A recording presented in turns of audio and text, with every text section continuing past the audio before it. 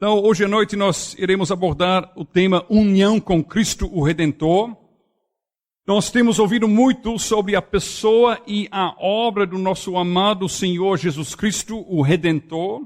E que tema tão lindo que nos incita a louvor e a adoração.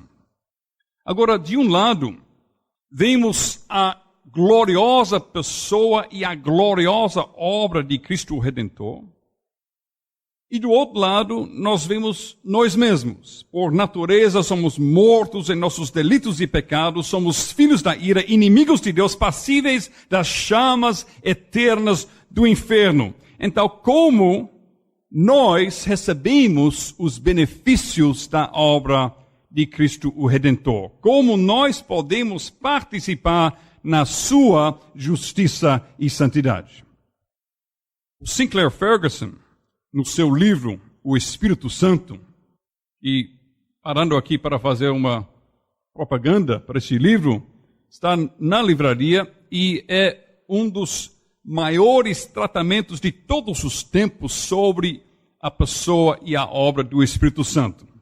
Está na mesma categoria com as grandes obras de Abraham Kuyper sobre o Espírito Santo e de John Owen sobre o Espírito Santo.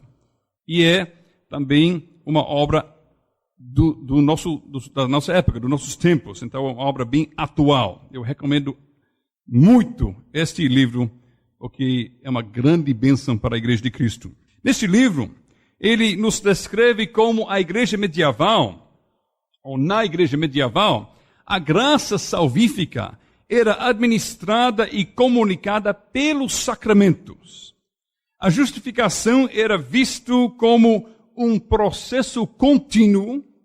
Primeiro, tinha a graça preveniente, levando à vontade de odiar o pecado e a aspirar pela justiça ou justificação. E neste processo, o indivíduo se dispunha a receber a graça habitual. Agora, nesse processo, era preciso ter uma tristeza perfeita, que se chama contritio, nos termos teológicos medievais.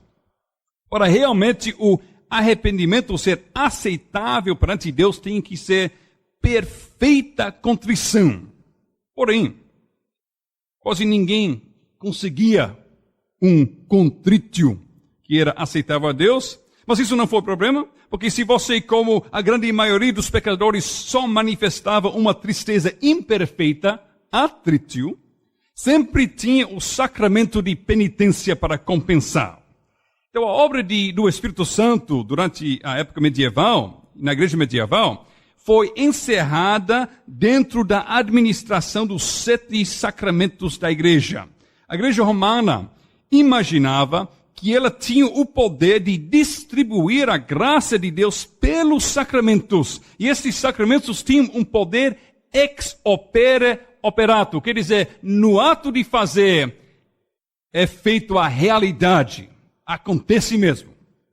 Mero fato, o mero ato de administrar o sacramento significa que a graça sempre era comunicada independentemente da existência ou não existência de uma verdadeira fé. Isso não é apenas a teologia de Roma na Idade Média, mas continua hoje. Eu trabalhei alguns anos atrás, por um tempo breve, como capelão protestante com uma unidade do exército canadense. Eu trabalhei com um padre que entrava nas áreas de treinamento, dando a hóstia para qualquer pessoa, reunindo pessoas que, num momento, estavam falando palavrões e blasfemando o nome de Deus, e no outro momento estava recebendo aquilo que este padre pensava era o próprio corpo de Cristo. Eu perguntei a ele, como você crê que isso é o corpo de Cristo? Como você pode colocar na boca de um homem blasfemo e que está falando palavrões e vivendo uma vida ímpia? Ele disse, mas está comunicando a graça, não importa como está sendo recebido. É a graça que o sacramento tem no mero ato de administrar. Ex opera operato. Agora, um dos muitos problemas desta visão católica romana é que, por via de regra, todos os crentes viviam sem nenhuma segurança da sua salvação.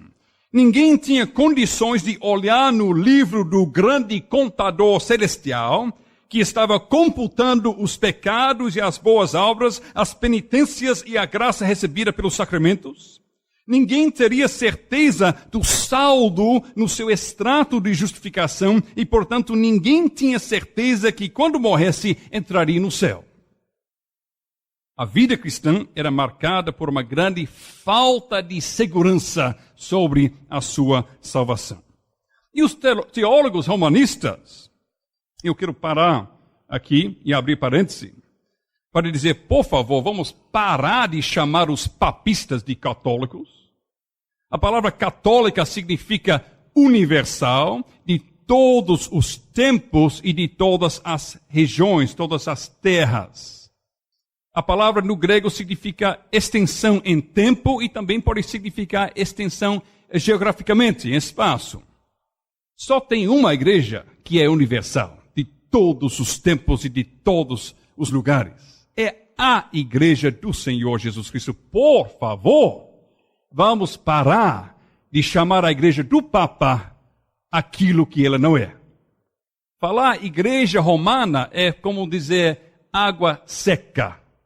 Em inglês nós chamamos isso de um oxymoron. Não sei como dizer em português, talvez não existe. Mas é uma coisa que não combina, não funciona. Água seca é contraditório. Igreja católica romana contraditória. Católica significa de todos os lugares, de todos os tempos. E a igreja romana é de um lugar e tem um início bem recente, não é desde a criação. Vamos fechar o parêntese. Então, os teólogos romanistas, papistas, se orgulhavam no fato que não há segurança de salvação na teologia deles. É um orgulho para eles.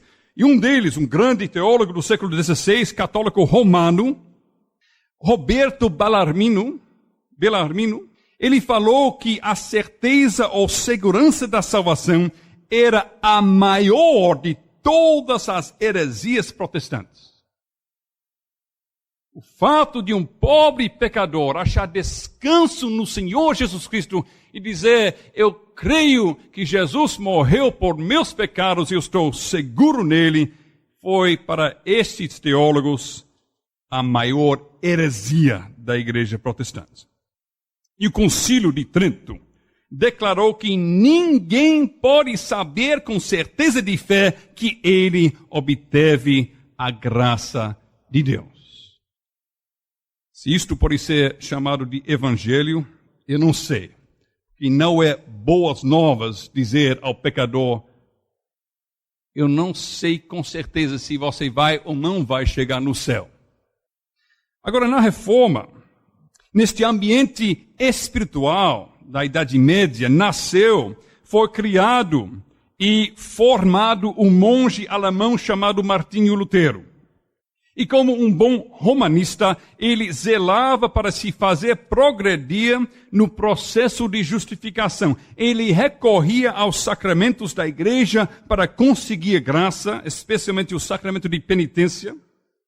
Mas esta suposta graça dada de gota em gota nunca satisfazia a alma de Lutero. Ele nunca tinha certeza de que no livro de contabilidade da sua vida, o saldo de graça era maior do que o saldo de pecado e culpa. E, portanto, Martinho Lutero vivia atormentado e com terror da vinda de Jesus Cristo como juiz para julgar os vivos e os mortos. E foi quando o Espírito Santo abriu os seus olhos para enxergar a glória do Evangelho em Romanos 1, 16 e 17, que Lutero finalmente alcançou a paz que sua alma buscava tão desesperadamente. Vamos abrir Romanos 1, 16 e 17. Onde a Bíblia diz o seguinte, pois não me envergonho do Evangelho, porque é o poder de Deus para a salvação de todo aquele que crê, primeiro do judeu e também do grego, visto que a justiça de Deus se revela no Evangelho de fé em fé, como está escrito, o justo viverá por fé. Agora, durante toda a sua vida, Lutero tinha pensado que aquela justiça mencionada aqui no verso 17 significava a justiça ou padrão de perfeita santidade exigida por Deus. A justiça de Deus, algo que eu não posso alcançar. A Bíblia revela que Deus é justo e perfeitamente justo. Então ele entendia que verso 17 estava dizendo que Deus revela para nós o fato que Ele é perfeitamente justo. E, portanto, o justo viverá por sua fé, ou seja, por sua fidelidade. O justo viverá na medida que ele consegue alcançar o nível de perfeita justiça que Deus exige. Mas quando o Espírito Santo abriu os olhos do seu entendimento, Lutero enxergou que a justiça de Deus é uma justiça de Deus, que vem de Deus. Enxergou que há uma justiça que é uma justiça alheia que recebemos pela fé. Então, finalmente, Lutero entendeu que para pecadores miseráveis, indignos e incapazes, Deus revela uma justiça que vem dele, é o Senhor Jesus Cristo, nossa justiça. E quando nós colocamos toda a nossa confiança nele, em Jesus Cristo, nossa justiça, nossa santidade, nossa redenção, quando cremos nele com verdadeira fé, temos a vida. E quando Lutero entendeu isto, ele disse que naquela hora, abrirem-se para mim as portas do paraíso. Agora, se Deus usou Lutero para dar início à grande reforma, ele usou João Calvino para dar prosseguimento e para espalhar a reforma no mundo inteiro. Calvino cavou profundamente nas minas da palavra de Deus e trouxe para a igreja muitos tesouros belíssimos das Sagradas Escrituras. E uma das doutrinas bíblicas que Calvino expôs com muita alegria é a doutrina da união com Cristo. É notável que Calvino enfatiza o papel indispensável do Espírito Santo nesta união. Não é por acaso que Calvino é chamado o teólogo do Espírito Santo. E olhando o opus magnum de Calvino, as institutas da religião cristã, nós ficamos impressionados com a forma pela qual Calvino divide os volumes desta obra. O primeiro livro fala sobre Deus Pai e a obra de criação. O segundo livro fala sobre Deus Filho e a obra de redenção. E nós esperaríamos que o terceiro livro tivesse o título Deus, o Espírito e a obra de santificação. Mas não. Se você tem alguns centenas de reais, você pode conferir depois e comprar na livraria as Institutos de Calvino. Se não, tem que confiar em mim, que eu estou falando a verdade. O terceiro livro, Calvino deixa claro que ele irá abordar neste terceiro livro a forma como os benefícios de Cristo, o nosso Redentor, são aplicados em nós. Fala sobre Deus Pai, criação, Deus Filho, redenção. E quando ele vai tratar sobre o Espírito Santo, ele diz, este livro trata da seguinte coisa, a forma como os benefícios de Cristo, o nosso Redentor, são aplicados em nós. Se a justiça de Deus é algo alheio que vem de fora de nós, que vem de Deus, que é dado por Deus, que nos é imputado por Deus. Então, como podemos participar nesta justiça? Calvino explica, é o Espírito Santo de Deus que nos une com Cristo pela verdadeira fé, e assim, unidos com Cristo, nós participamos em todos os seus benefícios.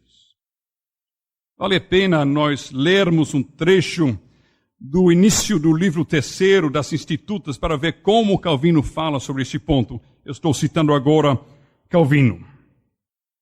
Impõe-se-nos ver agora como nos advém as benesses ou os benefícios que o Pai conferiu ao Filho unigênito, não para seu uso particular, mas para que enriquecesse a pobres e a indigentes. E, primeiramente, deve-se ter em conta que por quanto tempo Cristo está fora de nós, e nós estamos dele separados, tudo quanto ele sofreu e fez para a salvação do gênero humano, nos é improfícuo e de nenhuma relevância.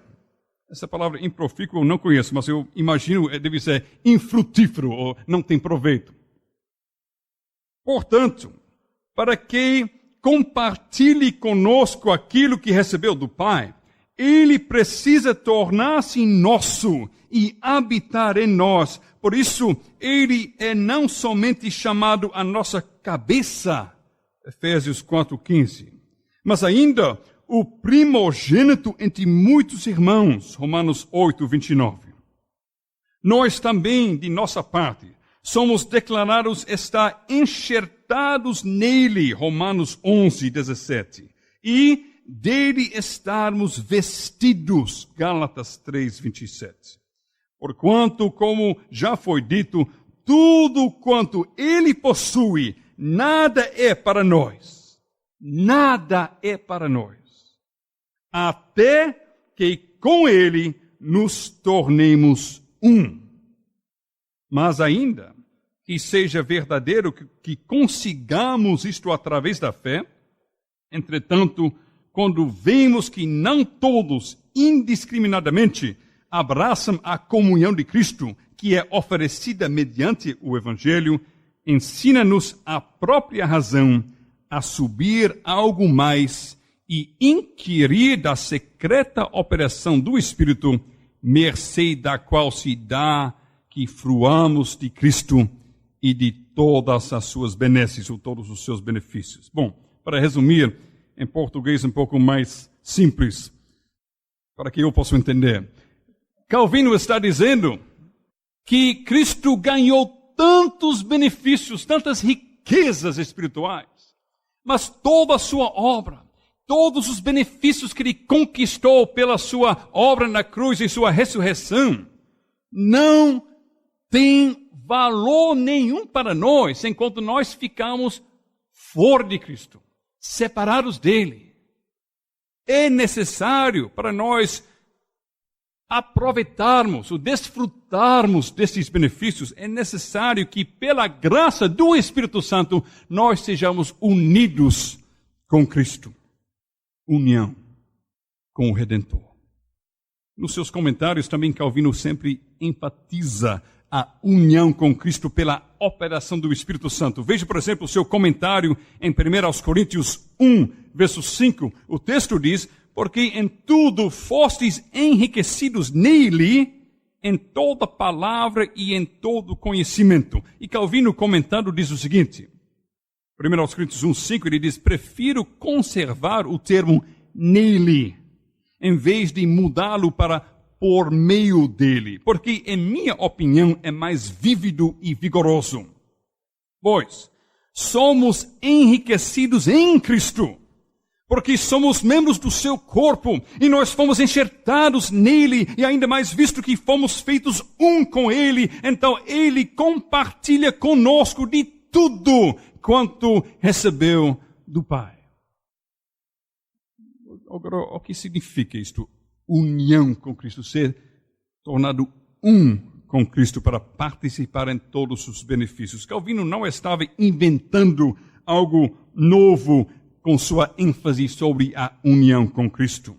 Estava redescobrindo as gloriosas verdades que Paulo canta no 1º capítulo de Efésios, por exemplo.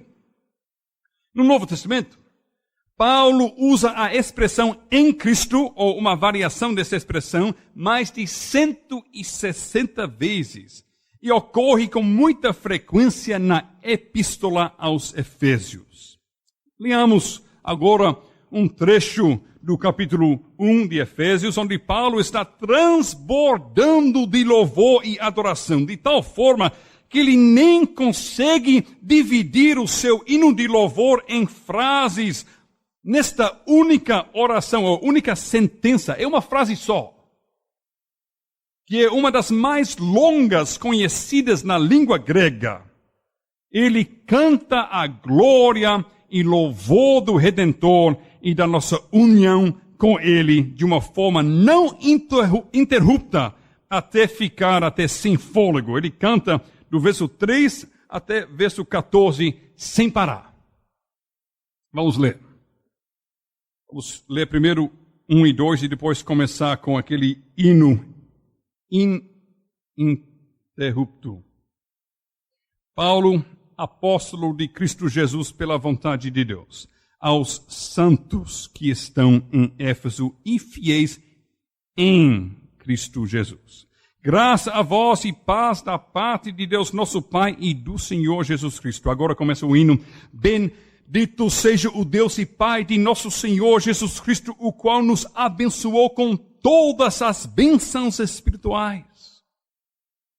Talvez sua tradução tenha toda sorte de bênção espiritual. Alguém tem isso? Tá bom trocar de versão, porque o grego diz todas as bênçãos espirituais. Nas regiões celestes em Cristo, como também nos elegeu nele, em Cristo, antes da fundação do mundo, para sermos santos e irrepreensíveis diante dele, em Cristo, em amor. E nos predestinou para sermos filhos de adoção por Jesus Cristo, para si mesmo, segundo o beneplácito de sua vontade, para o louvor da glória da sua graça. Deixa eu parar aqui, chamar a sua atenção. Qual é o último propósito da obra de redenção do nosso Redentor? Não é a salvação de pecadores. Isso não é o propósito mais profundo. A salvação de pecadores é o penúltimo propósito. Mas o último propósito é que tudo que ele fez e tudo que ele faz e tudo que ele é como Redentor é para louvor da glória, da graça de Deus. Isto é a verdadeira religião bíblica, a glória de Deus. Até mais importante do que salvação de pecadores. E a salvação de pecadores que serve a glória da sua graça, a qual nos deu gratuitamente no amado, em Cristo, em quem, verso 7, em Cristo temos a redenção pelo sangue, a redenção, ou melhor, a remissão, seria melhor traduzido, a remissão dos nossos delitos segundo as riquezas da sua graça, que ele fez abundar para conosco em toda sabedoria e prudência, fazendo-nos conhecer o mistério da sua vontade, segundo o seu beneplácito que nele, em Cristo, propôs, para a dispensação da plenitude dos tempos, de fazer convergir em Cristo todas as coisas, tanto as que estão nos céus, como as que estão na terra, nele, em Cristo. Digo, no qual, em Cristo, também fomos feitos herança, havendo sido predestinados conforme o propósito daquele que faz todas as coisas segundo o conselho da sua vontade, com o fim de sermos para o louvor da sua glória, nós, os que antes havíamos esperado em Cristo, no qual em Cristo, também vós, tendo ouvido a palavra da verdade, o evangelho da vossa salvação, e tendo nele, em Cristo, também crido, fostes selados com o Espírito Santo da promessa, o qual é o penhor da nossa herança para a redenção da possessão de Deus, para o louvor da sua glória. 3 vezes tudo isto é para o louvor da glória, da graça de Deus. Paulo não ensina que Cristo ganhou benefícios na cruz. Então ficou mercadejando esses benefícios para pobres pecadores, como a igreja romana faz, vendendo a graça pelos sacramentos, pelas missas pagas, pelas indulgências. Mas antes, ele ensina que Cristo ganhou benefícios na cruz e na medida que pecadores são unidos com Cristo pela operação do Espírito Santo através de uma verdadeira fé, os pecadores participam plenamente em tudo que Cristo tem. Veja aquele verso onde ele faz a diferença entre os judeus e agora os gentios que estão recebendo sua carta. Ele fala que nós que antes havíamos esperado em Cristo, verso 12, o povo da aliança do Antigo Testamento, os judeus, agora no verso 13, no qual também vós, tendo ouvido a palavra da verdade, o evangelho da vossa salvação, e tendo nele também crido, fostes selados com o Espírito Santo da promessa. Mais tarde, nesta mesma carta, Paulo vai desenvolver isto e mostrar como Cristo derrubou a parede de separação entre gentil e judeu e deu para que todas as nações e todas as tribos, pessoas de todo lugar no mundo, podem chegar e podem ser enxertados em Cristo por meio de uma verdadeira fé. E assim, participar plenamente em todos os seus benefícios. Então nós devemos nos perguntar, temos bênçãos? Sim, todas as bênçãos nós temos em Cristo, verso 3. Somos eleitos? Sim, em Cristo nós temos certeza disso, verso 4. Em Cristo nós somos santificados, verso 4. Em Cristo somos predestinados, verso 5. Em Cristo somos adotados, verso 5. Em Cristo, no amado, recebemos graça, verso 6. Em Cristo nós temos redenção. Em Cristo nós temos remissão ou perdão, veja verso 7. Em Cristo Deus derrama abundantemente sobre nós a sabedoria e prudência, verso 8. Em Cristo nos é revelado o mistério da vontade de Deus, verso 9. E veja o verso 10. Em Cristo toda a história se resume.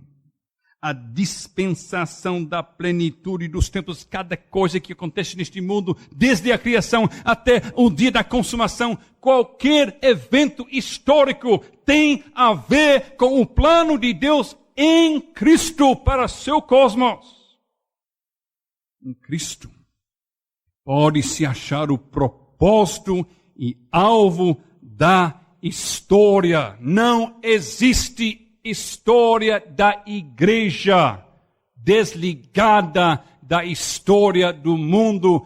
A história é a história de Deus, da sua obra redentora em Cristo. E tudo converge em Cristo. Deus faz convergir em Cristo todas as coisas nos céus e na terra. Toda a história acha seu significado em Cristo. Todas as coisas são sustentadas por Ele e têm sua existência em Cristo. Cristo, diz o autor da carta aos Hebreus, foi feito o herdeiro de todas as coisas e nós nele também. Veja verso 11. Em Cristo nós também somos herdeiros de todas as coisas e também somos a herança dele. Povo de propriedade exclusiva de Deus. Como Pedro fala.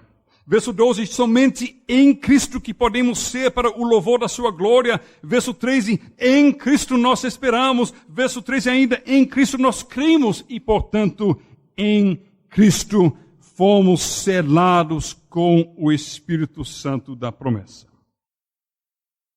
E Paulo está apenas começando aqui. Nós não temos tempo para continuar na carta, mas ele está apenas começando.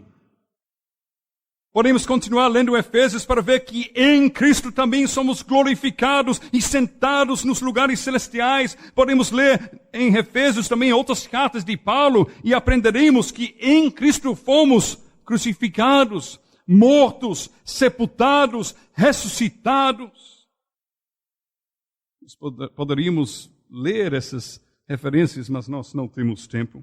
Deixe-me dar uma ilustração. Uma mulher pobre, endividada. Um homem rico vem e casa com ela. E no Brasil, eu acredito que vocês têm casamento, comunhão de bens, ou dos bens, eu não sei, mas é comunhão de bens. E duas coisas acontecem. Todas as dívidas desta mulher pobre são quitadas uma vez que ela está casada com o homem rico. Mas isso não é a única coisa.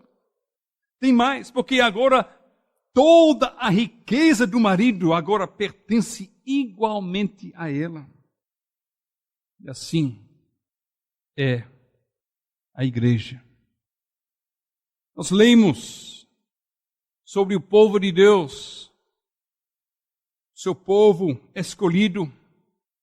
Nós lemos sobre a origem dele. Lemos sobre a origem da noiva de Deus. No Antigo Testamento, Ezequiel 16. E esta origem da noiva é nossa origem, porque nós fomos enxertados na única oliveira, que é o único povo de Deus. Deus fala a Israel, seu povo, no Antigo Testamento. Ele mostra como o seu povo, sua igreja, é objeto da sua soberana graça e misericórdia. Não tem nada atrativo nela. O que nós vamos ler é a origem do povo de Deus, no qual nós fomos enxertados, conforme Romanos 11. Veio a mim a palavra de Deus, do Senhor, dizendo: Filho do homem, faze conhecer a Jerusalém as suas abominações, e dize: assim diz o Senhor Deus a Jerusalém: a tua origem e o teu nascimento procedem da terra dos cananeus. Teu pai era amorreu e tua mãe eteia. Quanto ao teu nascimento, no dia em que nasceste, não te foi cortado o umbigo, nem foste lavada com água para te limpar, nem esfregada com sal, nem envolta em faixas. Não se apiedou de ti óleo algum para te fazer alguma dessas coisas, compadecido de ti. Antes foste lançada em pleno campo no dia em que nasceste, porque tiveram nojo de ti. Não sei se esse texto foi muito pregado nos púlpitos evangélicos de hoje. Deus está dizendo: sabe o que você era, minha amada igreja? Um aborto. É assim que eles faziam abortos naquela época. Jogavam o bebê recém-nascido no campo para morrer. Um aborto nojento. Passando eu por junto de ti, vi-te a revolver-te no teu sangue, te disse: ainda que estás no teu sangue, vive. Sim, ainda que estás no teu sangue, vive. Eu te fiz multiplicar como o renovo do campo, cresceste, te engrandeceste, chegaste a grande formosura, formaram-te os teus seios e te cresceram cabelos, no entanto estavas nua e descoberta. Passando eu por junto de ti, vi-te, eis que o teu tempo era tempo de amores, estendi sobre ti as abas do meu manto e cobri a tua nudez. Dei-te juramento e entrei em aliança contigo, diz o Senhor Deus, e passaste a ser minha. Então te lavei com água, te enxuguei do teu sangue, te ungi com óleo. Também te vesti de roupas bordadas, te calcei com couro da melhor qualidade, te cingi de linho fino, te cobri de seda, também te adornei com enfeites e te pus braceletes nas mãos e colar à roda do teu pescoço. Coloquei-te um pendente no nariz, arrecadas nas orelhas, linda coroa na cabeça. Assim foste ornada de ouro e prata, teu vestido era de linho fino, de seda de bordados, nutriste-te de flor e farinha, de mel e azeite. Eras formosa em extremo e chegaste a ser rainha. Correu a tua fama entre as nações por causa da tua formosura, pois era perfeita por causa da minha glória que eu pusera em ti, diz o Senhor Deus. Nós sabemos o que aconteceu com esta noiva no Antigo Testamento. Ela foi infiel, correndo atrás de outros deuses. Mas Deus nunca abriu mão da sua aliança. E o remanescente fiel lhe manteve em sua mão, em seu amor, em sua aliança. E quando chegamos no Novo Testamento, ele com este povo, este remanescente do seu povo do Antigo Testamento, derruba a parede de separação, deixa os gentios também entrarem pela verdadeira fé. E por isto, não é por acaso que Paulo fala em Efésios 2, sobre a igreja que é templo pedras vivas construídas em cima da pedra angular. Não é por acaso que ele fala em Efésios 4 que a igreja é corpo e Cristo cabeça, e não é por acaso que ele fala em Efésios 5 que Cristo é como marido e a igreja é como a esposa. Porque Cristo veio honrar a aliança com sua noiva. Plena comunhão de bens. Cristo se casa com seu povo e a sujeira dos nossos pecados ele lava. A culpa das nossas transgressões ele paga. Ele está santificando sua noiva para que ele possa apresentar ela perante Deus sem mancha nem ruga. Não somente isto. Toda a riqueza da inocência e obediência e santidade e justiça de Cristo é nossa. Você já parou para refletir sobre o impacto disto em sua vida? Você que faz parte da noiva de Cristo, pela verdadeira fé, você que é unido com Cristo e com seu corpo, Deus olha para nós em Cristo. Ele vê você, crente, ele vê Cristo. Ele vê você, crente, ele vê a inocência de Cristo. O Catecismo de Heidelberg, Catecismo das Igrejas Reformadas Continentais no século XVI, diz o seguinte: quando Deus olha para nós crentes em Cristo Jesus, Ele nos vê como se nós nunca tivéssemos cometido pecado nenhum. Nós, pela fé, unidos com Cristo, gozamos de todos os seus benefícios. Somos vestidos com as roupas brancas da sua justiça. É isto, ser unido com Cristo. O católico romano olha para os sacramentos da igreja para buscar gotas de graça imaginada.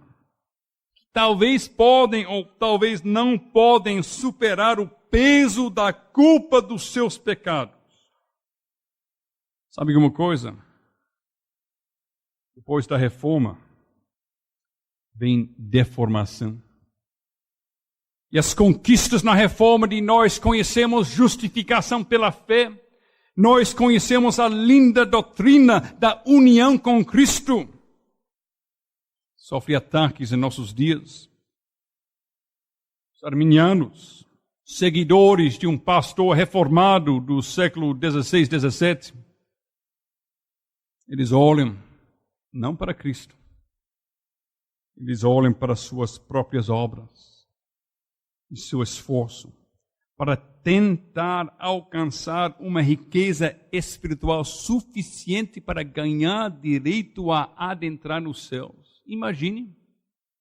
O arminianismo nos coloca mais longe do evangelho em certos aspectos do que o catolicismo romano. No catolicismo romano você tem que buscar graça nos sacramentos, tem que buscar a igreja, mas pelo menos tem que buscar alguma coisa fora de si. Mas o arminiano diz, não, a resposta está em mim. É meu esforço somente. Eu vou resolver o problema de pecado. Assim nós temos triste quadro de pecadores ignorantes do evangelho. E esses pecadores, caindo em pecado, e orando a Jesus, ó Jesus, não volte ainda, porque eu tenho que resolver esse problema, tenho que fazer mais jejum, tenho que fazer mais obras boas, para tirar a culpa do meu pecado. Jesus, fique, por favor, não volte, porque se tu voltaste agora, eu vou ser morto para sempre. De uma certa forma, um anti-evangelho pior do que o sacramentalismo da igreja romana. De fato, é uma individualização da salvação pelas obras ensinada pela igreja romana. Infelizmente, quase todas as heresias na história da igreja são de homens que faziam parte da igreja, se desviavam, não se contentando com o ensino da igreja e da palavra de Deus, mas querendo seguir seus próprios pensamentos. Armínio, pastor reformado, e dele surgiu um movimento totalmente anti-reformado e anti-bíblico. E a mesma coisa com hipercalvinismo. O hipercalvinismo tem várias manifestações diferentes. E uma manifestação é o seguinte: eles reconhecem os decretos eternos de Deus, mas eles ficam enxergando e fitando estes decretos tanto, olhando e considerando só os decretos, que eles acabam vendo nem Cristo, nem a aliança. Se nós olharmos Efésios 1 e outras passagens que nos ensinam a respeito dos decretos eternos, se olharmos estas coisas, esses decretos à parte, separado de Cristo e da aliança, nós acabamos esvaziando o evangelho de tal forma que, afinal das contas, nós temos um evangelho tão oco quanto o evangelho dos romanistas e dos arminianos.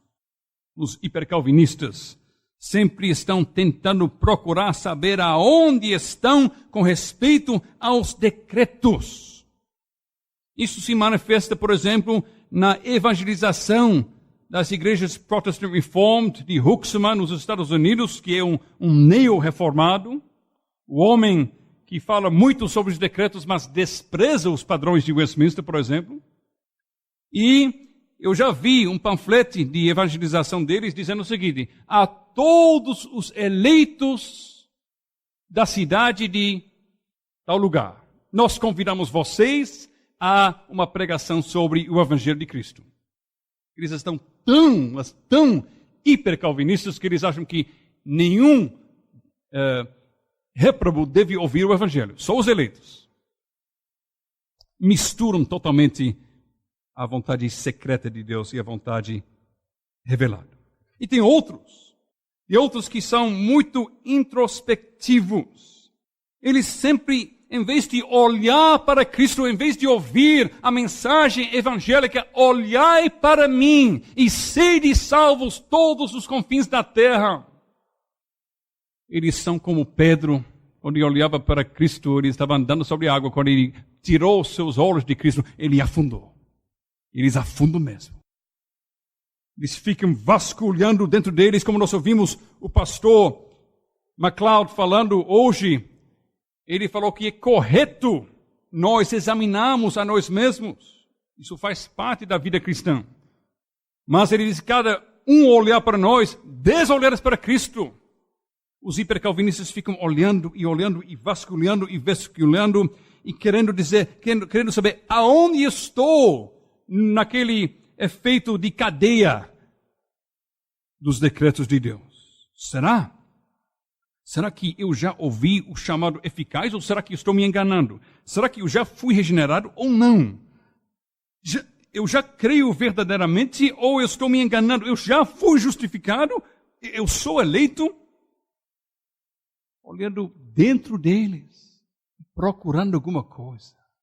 É o anti-evangelho. O diabo está rindo. A mais gloriosa boa nova de salvação por pura graça no Senhor Jesus Cristo, pela fé somente, se torna em uma constante busca e basear minha salvação, minha segurança sobre algo que está em mim. É o anti-evangelho. Não sei em outros países, mas na Holanda, a igreja que é um país que, pela graça de Deus, já gozou de muitas bênçãos na época da Reforma, e até chegou a ter um primeiro-ministro da igreja reformada governando o país, vários reis e rainhas reformados governando o país na história. Também sofreu muito de movimentos hipercalvinistas. Eu já conheci uma igreja hipercalvinista. o membro mais santo na igreja, o membro mais respeitado, o membro mais piedoso, nunca vinha para o culto. Ele disse, quem sou eu? Pecador, miserável, eu não mereço nem entrar na presença de Deus, porque eu não sei se eu sou eleito ou não.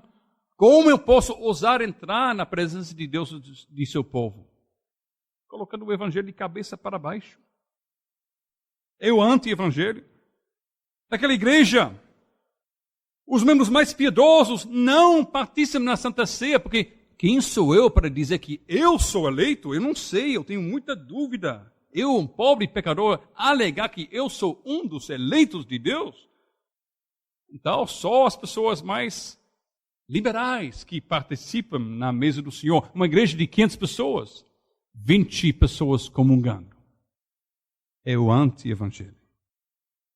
Visitei uma vez uma igreja dessa para receber a bênção apostólica. Só os regenerados, quer dizer, só os eleitos, ousavam se levantar para receber. Igreja de 500, talvez 20. Mas o pastor não queria ver as pessoas que tinham tanta ousadia de pensar que eles eram realmente eleitos, então ele dava a bênção de costas. Está vendo? Quando nós começamos a nos deixar ser dirigidos por nossos pensamentos e nossa imaginação, nós nos desviamos e nós voltamos como cachorro para seu vômito. E nós estamos em liga com o diabo porque nós tornamos o glorioso evangelho em algo que é nojento e reprovável. E é o anti-evangelho. Que Deus nos livre disto. Não devemos olhar para nossos rituais religiosos. Não devemos olhar para nossas próprias obras. Não devemos olhar para dentro das nossas almas. Não devemos fitar os decretos eternos, porque estas são coisas escondidas, conforme Deuteronômio 29:29. O verdadeiro cristão olha para ninguém e olha para nada, só olha para aquele que diz, olhai para mim, sede salvos. O verdadeiro crente olha para Cristo e não quer ver nenhuma coisa ou outra, nenhuma pessoa além dele. O verdadeiro cristão reconhece que é pecador miserável e perdido. Reconhece que Cristo morreu por pecadores. E o verdadeiro cristão se joga aos pés do Salvador, clamando, ó Deus, tem misericórdia de mim, um pecador. Ele faz isso na convicção de que Deus não pode mentir. De que Deus cumpre suas promessas e que quando Deus está oferecendo livremente graça e vida e salvação por meio do Senhor Jesus Cristo, então qualquer pecador que crê e confia nos méritos de Cristo é salvo pela graça de Deus.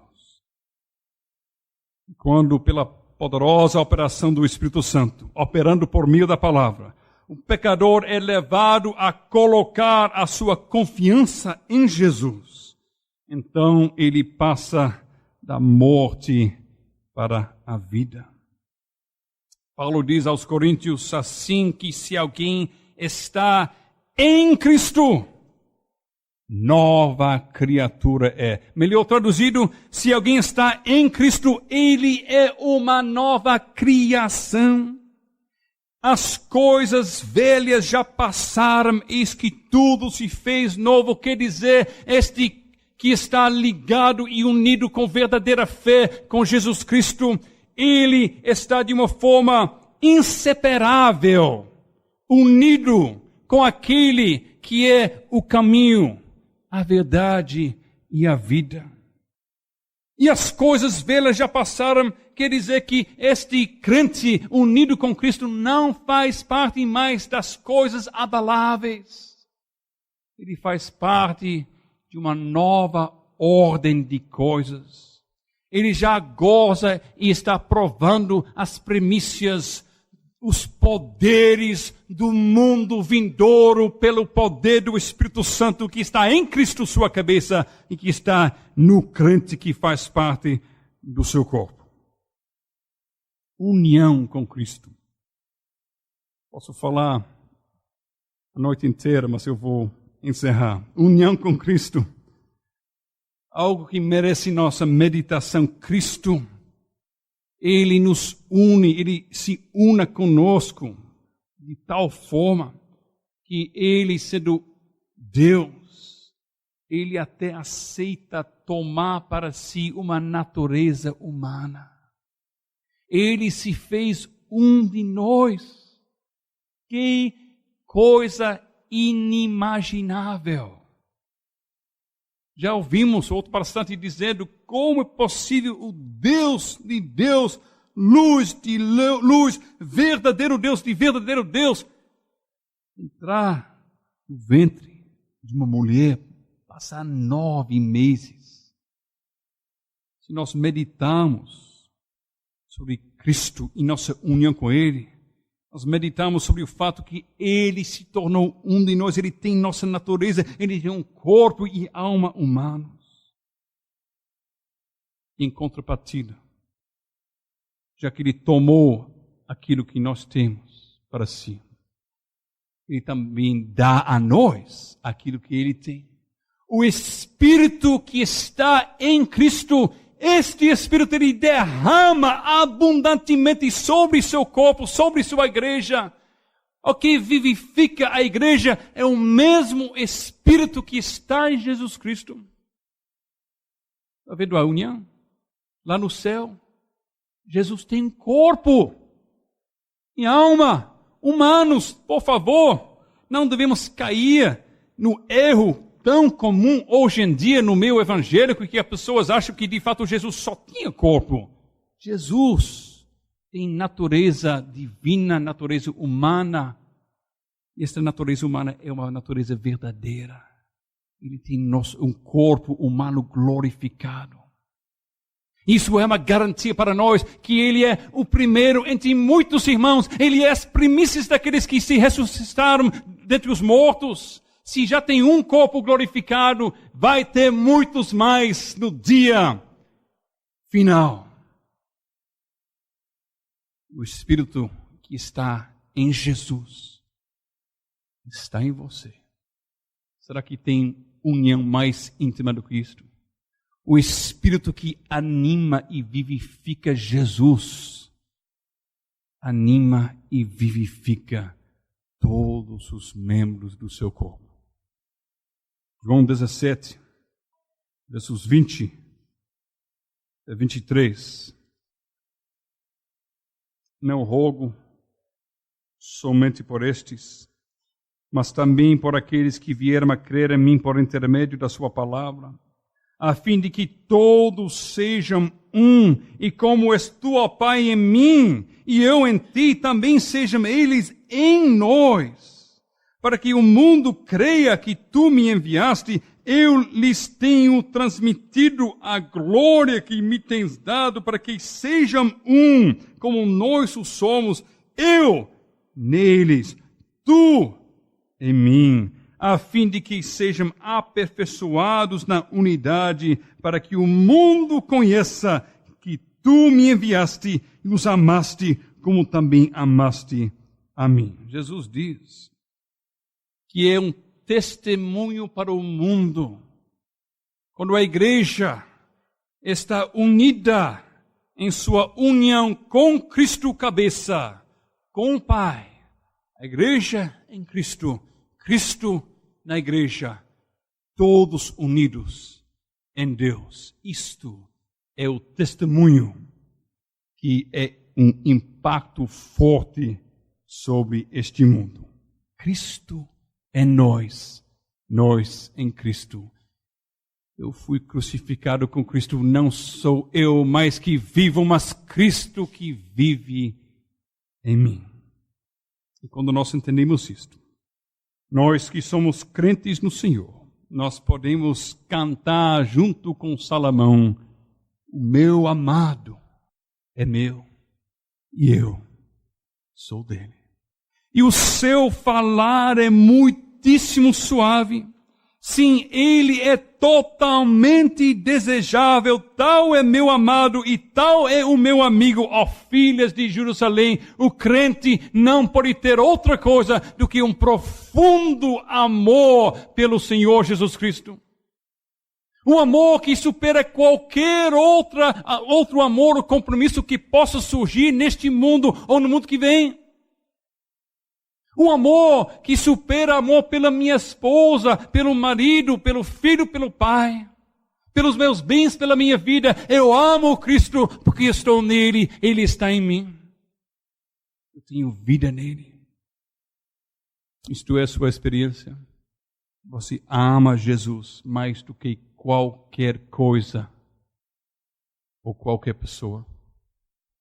O seu falar é muitíssimo suave. Nós ouvimos o pastor Josafá falando que quando a pregação do Evangelho está acontecendo no culto solene, Cristo está falando. Estas palavras de Cristo são muitíssimo suaves para você? Ou você falta facilmente à convocação solene do povo de Deus? Para você, talvez não tenha fé em Cristo. Eu declaro a você hoje à noite.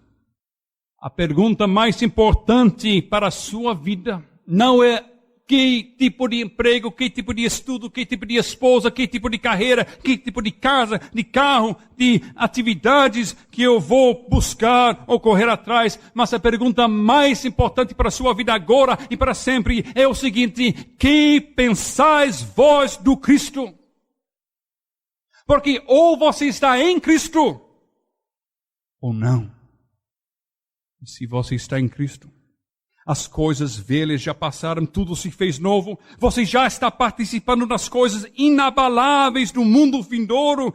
Mas se você não estiver em Cristo, você e sua existência inteira faz parte das coisas abaláveis. Falando claramente, no dia da volta de Cristo, quando até os elementos derreterão, você será apagado da face desta terra e passará toda a eternidade no inferno.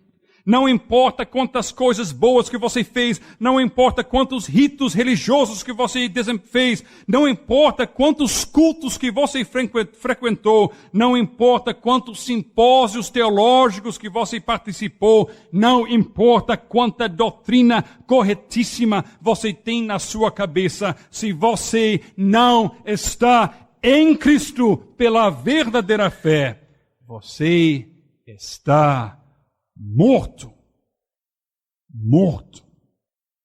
e não caminhando, não correndo, mas voando com todo vapor para o inferno. E tem uma coisa que nós devemos colocar em nossa frente, todo momento de todo dia de toda a nossa vida. É a pessoa e a obra de Cristo o Redentor. E enquanto nós estamos ainda fora dele, separados dele, não tendo verdadeira fé que nos une com ele, todos esses benefícios somente vão testemunhar contra nós. Mas quando nós conhecemos ele de uma forma tão íntima, que nós podemos dizer: meu amado é meu e eu sou dele. Então nós temos a garantia que já agora desfrutamos dos poderes do mundo vindouro em nossa vida. Mesmo se está passando pelo vale da sombra da morte agora, está no rumo da nova Jerusalém, eterna comunhão com nosso amado. Amém.